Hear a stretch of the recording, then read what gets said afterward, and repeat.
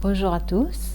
Pour cette semaine, avant les fêtes, je voudrais qu'on en parle du Feng Shui qui nous prépare pour la joie et pour la bonne humeur des fêtes. Comment est-ce qu'on se prépare d'après le Feng Shui? Donc voyons tout ça ensemble. Premier rituel, c'est ça, le ménage.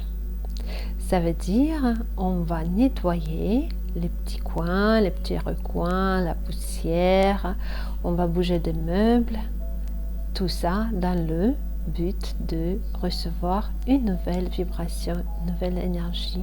On va ouvrir largement les portes, les fenêtres, on va laisser le soleil rentrer, vibrer, on va préparer notre maison avec l'amour et la bonne volonté de recevoir une nouvelle énergie. Des fois, il suffit juste de bouger légèrement la table, pour le secouer un peu, pour le donner une nouvelle énergie, pour entrer une nouvelle énergie dans votre vie. Si par exemple, récemment, il y a eu des disputes, ou des malententes, ou des blocages, essayez de remodeler l'environnement selon l'envie du cœur, tout simplement.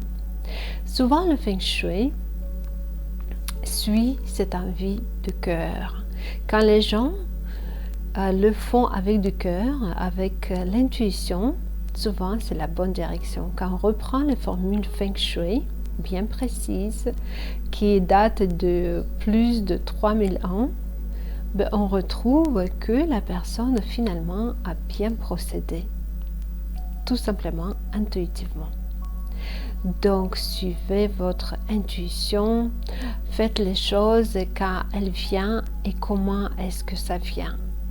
Par exemple, aujourd'hui, je me suis réveillée et j'ai eu envie de mettre un peu du rangement dans les vêtements des enfants. Donc voilà, en suivant cette envie, on est en train de organiser des nouvelles énergies, des nouveaux espaces. C'est comme si on augmentait la vibration pour les enfants, pour leur créativité et pour notre entente avec les enfants.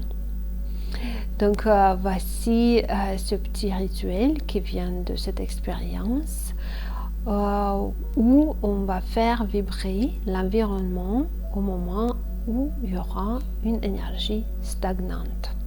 Mais vu que on se prépare pour les fêtes, donc sûrement on a besoin d'une énergie un peu plus élevée que l'énergie stagnante. Donc pour élever cette énergie, on va commencer avec le rituel du rangement, du ménage, du nettoyage, mais aussi du rangement dans le cœur. Ça veut dire quoi? Ça veut dire le rituel du pardon. Essayez de faire la liste de personnes à qui vous devrez pardonner et mettez-vous en méditation par rapport à cette personne, un par un, commencez si vous voulez pour leur envoyer juste l'amour, tout en commençant par soi-même. On passe d'abord 5 minutes avec soi-même pour s'envoyer de l'amour. L'amour à cette petite fille qui est en moi. L'amour à ce petit garçon. Donc l'amour à cette petite fille qui est en toi. S'il te plaît, reste 5 minutes avec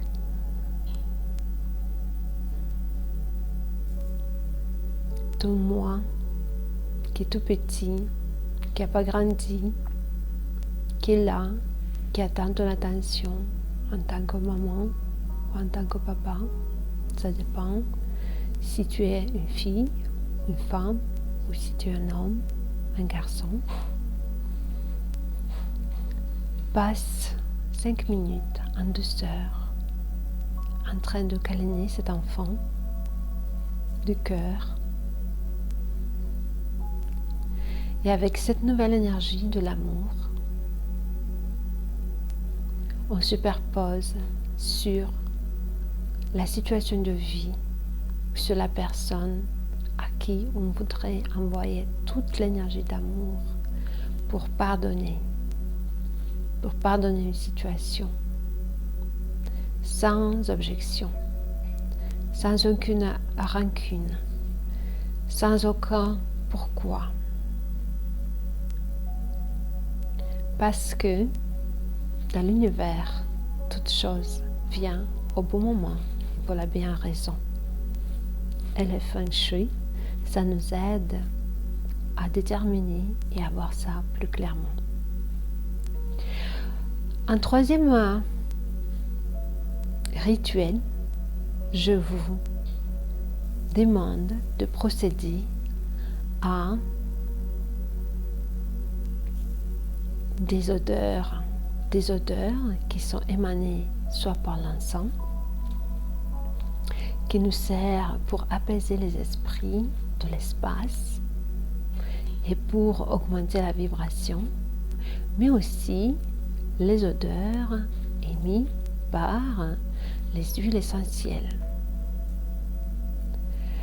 N'hésitez pas d'augmenter la vibration avec les huiles essentielles également.